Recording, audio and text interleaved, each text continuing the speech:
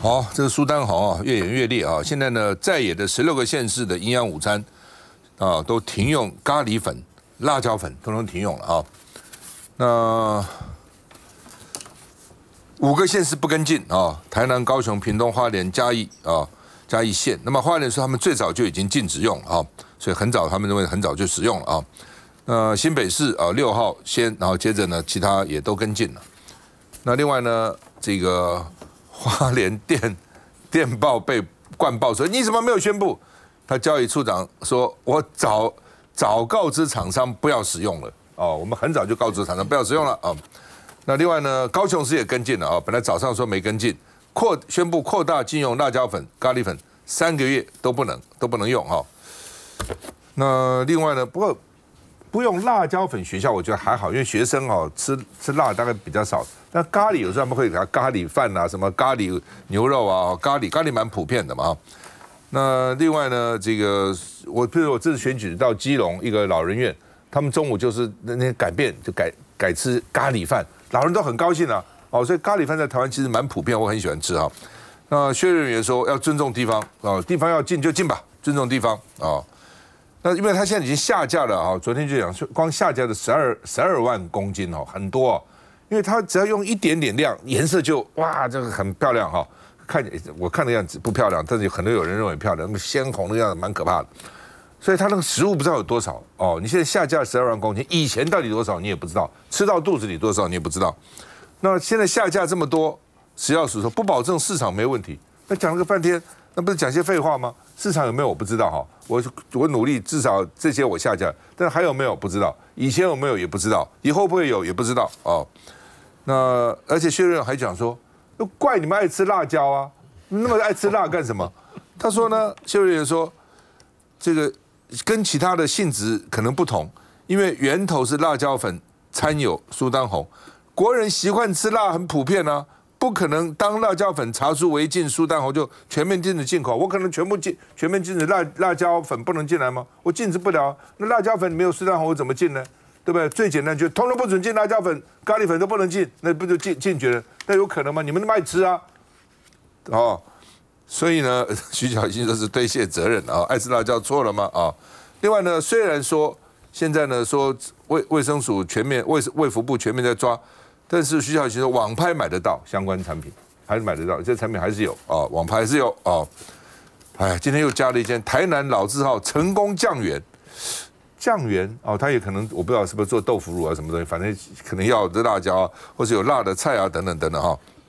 所以呢，现在你看，包括维力、八方云集啊，什么还有什么台南新化区的老字号成功酱园哈，很多了啊，还有其他的哈。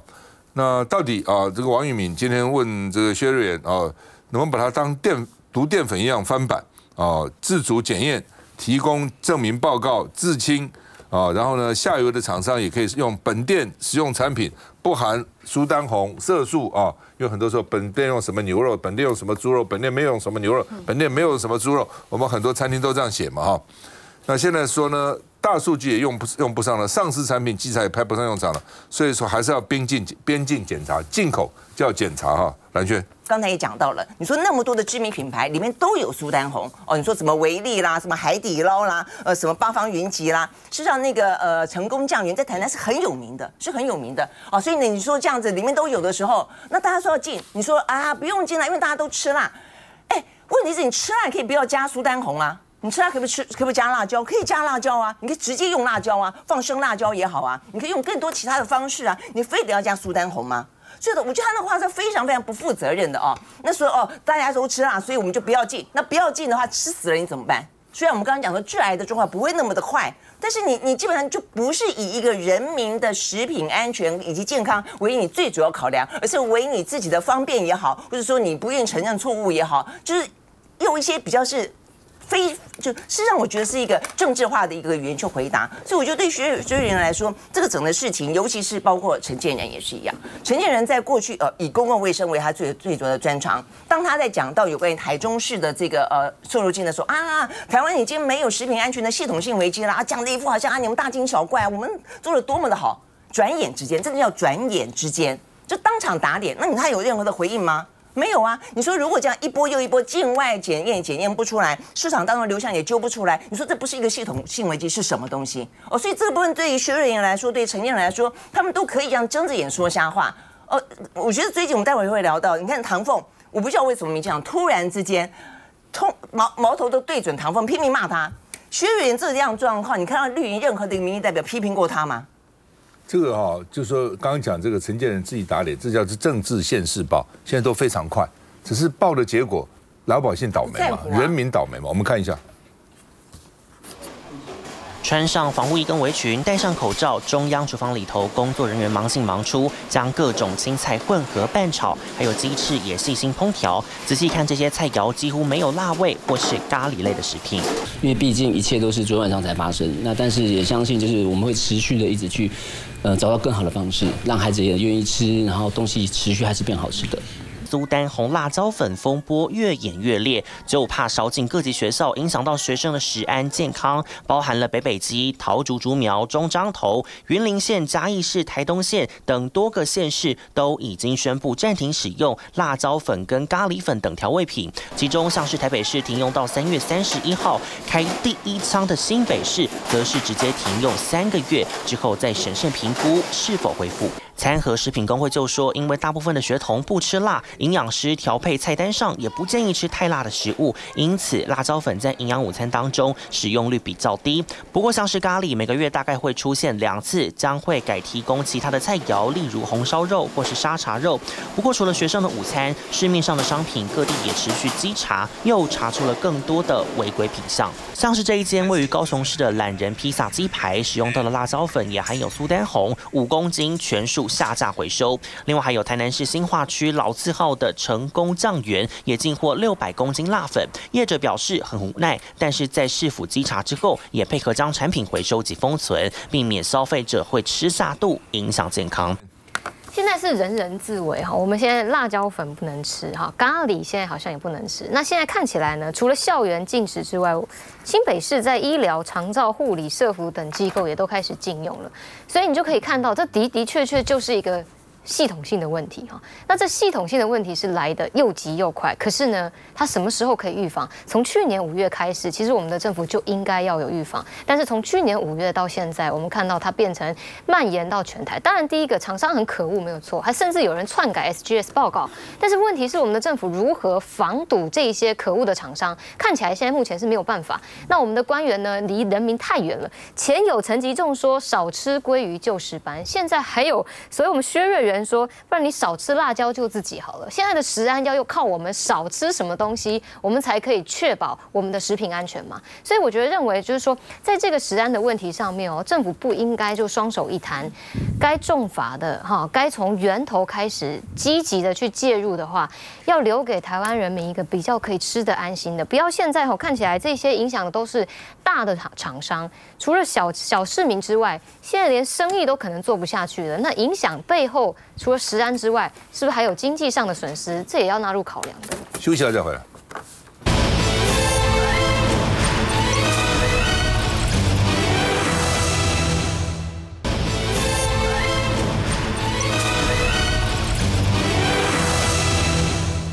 好吧，数位部唐凤最近也是这个讨论的焦点啊。他原来编今年出口预算经费3733万，去年是1408万，增加了2000万，被外面轰是不打诈，因为现在诈骗很多嘛，爱出国啊，爱出差啊。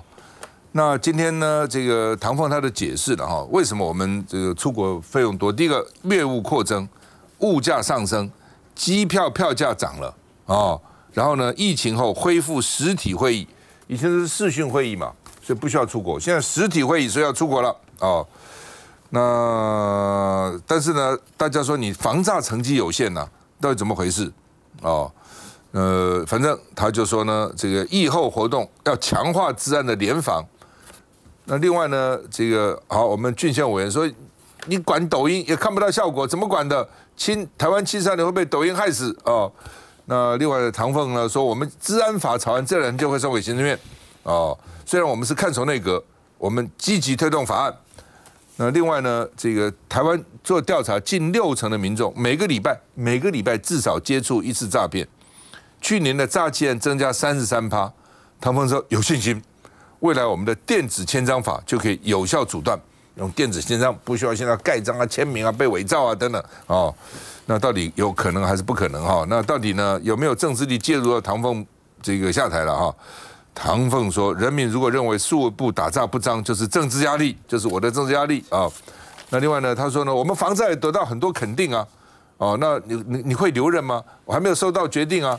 哦，所以什么叫还没有收到决定？就是长官还没决定吧，这个意思。到底怎么回事？我们看一下。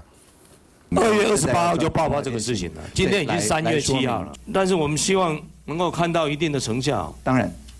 现在大家对数位部最不满的就是这样子啦。从中华电信个资外泄到抖音诈骗，绿委炮轰唐凤，质问数位部在做什么？出国经费花这么多钱，然后又没有看到实际的成果。被质疑花大钱出国，唐凤解释已经有成果，是民众期待太多。民进党立委们连番猛攻，频传遭党内心系逼宫下台。虽说是新会期第一次到委员会报告，就被认为有期末考意味，更传出有绿委表明要给唐凤好看。第一次做业务报告跟专案报告，那应该算是起初了。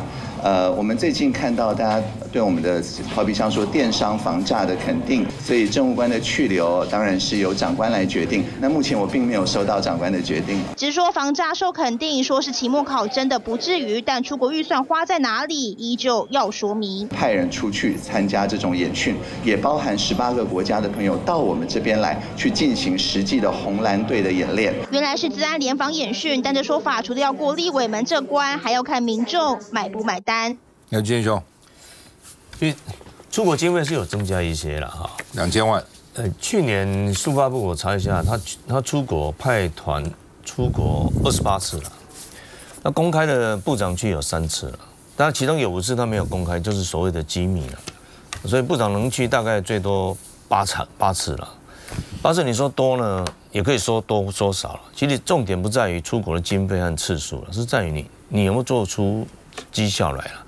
其实就于民怨来讲，我认为台湾的这种诈骗的广告啦，啊，尤其可以说是啊，让很多民众非常的不满，这是民怨非常愤怒的一个点啊。那么都觉得数位部在这方面呢，应该要再加强了，啊，也就是说，当你不必受害啦，可是你像每天看到到处都是一些诈骗的东西广告出现在你的手机啦，或者是有时候当然你会遇到一些受害者啦等等啊，像那种很多名人被假冒了，搞不好在座的人都有了，有啊，对，要你去投资股票了，这看起来对于相关的这种管理哈，做得非常非常不够啦。那其中尤其数位部成立以来，另外一个最重要就是那个治安法了。数位部成立去年成立嘛哈，他第1年应该要通过2个很重要法案，一个是个资法，一个是所谓治安法。那个资法是国安会送的，有通过了，那治安法一直没有通过。所以我今天主要也是问说，那在剩下的这个看守期间，你这个就是说制定法律的脚步不能停啊。你像中华电信就被爆出来啊，在网络上暗黑网公开在贩售一些机密资料。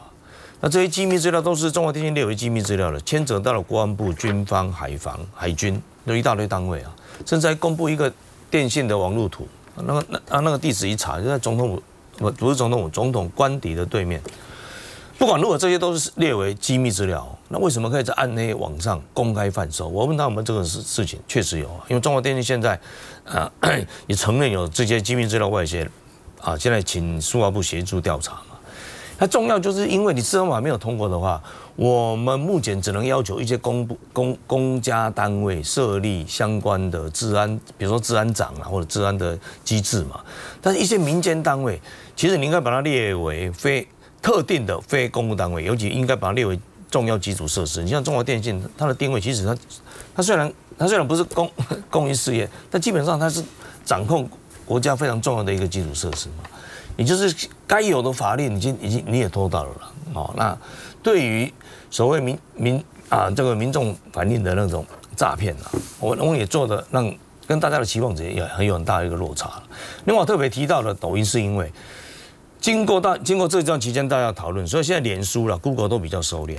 但是你对于一些色情，尤其一些儿少色情，现在脸书它不敢的了，但你看抖音它还是很公开啦，啊。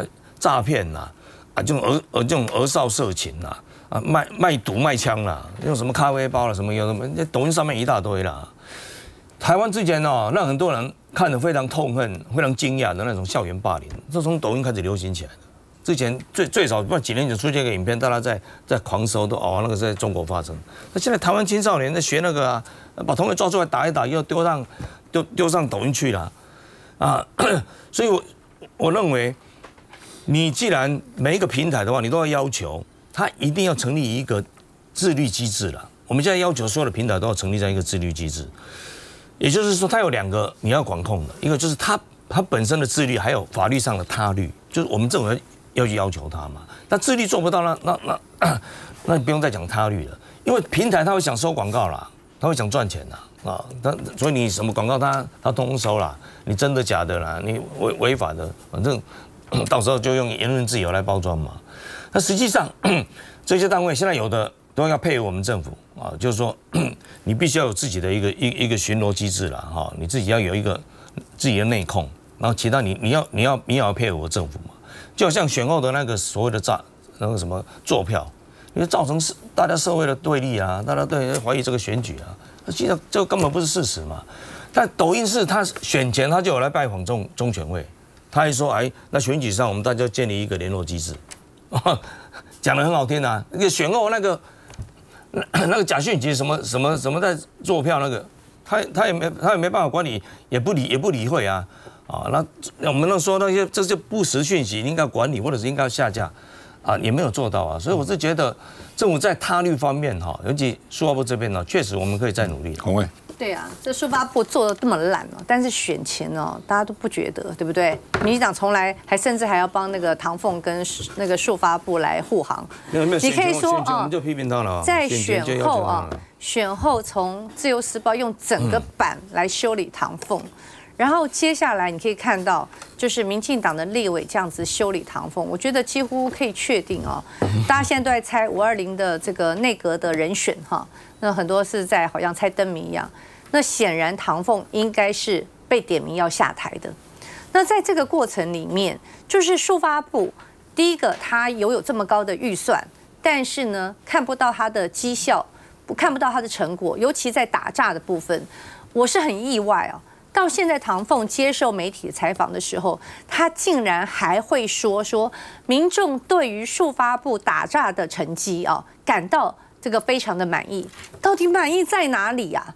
大家都觉得现在被诈骗已经真的是这种每周一片，然后我们这所有的这个民意代表都接到很多这样的陈情，竟然还会有一个到底你现在是活在什么样的平行时空？你认为民众对于数发部打诈成绩觉得非常满意啊？那当然，你现在看到这个民进党的立委，感觉呢，他们好像就说一样的杀自己人。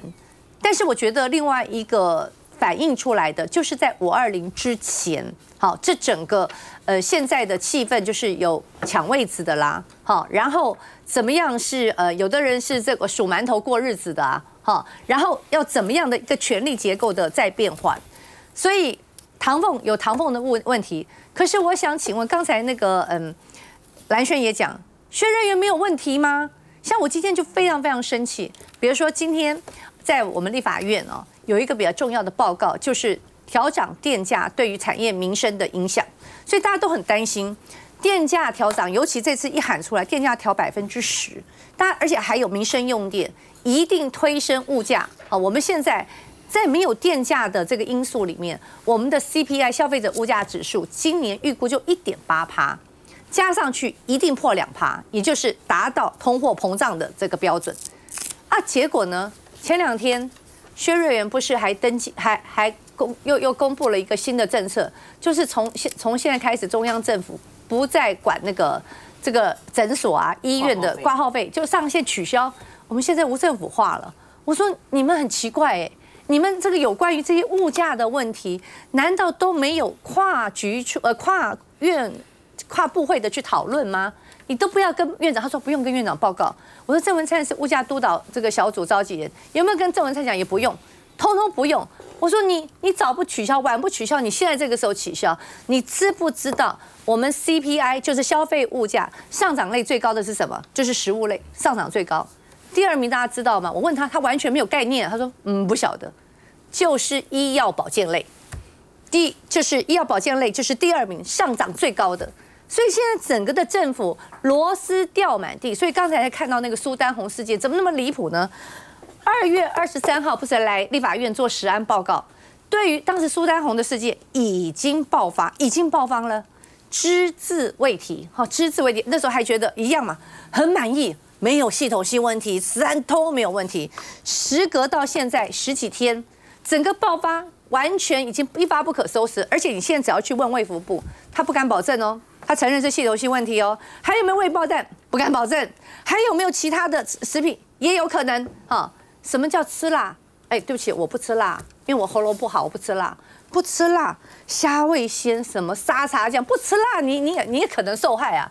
所以今天这个政府在过渡的过程，我真的觉得过渡的太长了。这些阁员真的不是在数馒头，不然就是在找位置，整个的螺丝掉满地。所以唐凤有问题，难道其他部会首长没问题吗？艾娟，这个唐凤应该下台这件事情其实在去年我们就已经深深换，这我难得同意这个俊宪委员对于唐凤提出的质疑。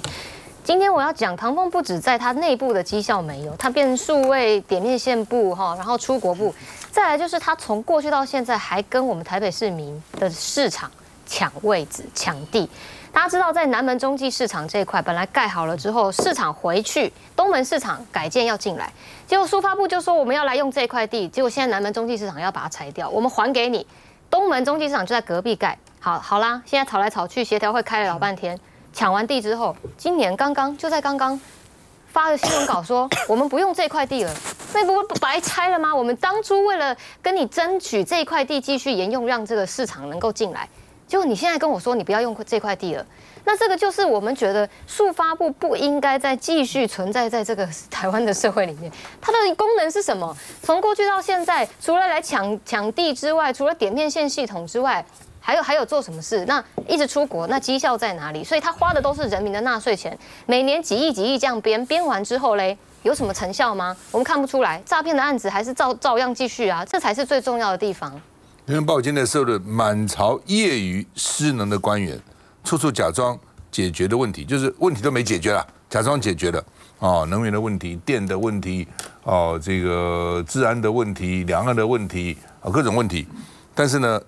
官员很多都是他根本不是 pro， 不是专业的，而是业余的，而且没有能力真的是我看那些官员的能力真的是很差，很多都只能做科长的才能，都当了部长了难怪把国家政策搞一塌糊涂。我们休息一下再回来。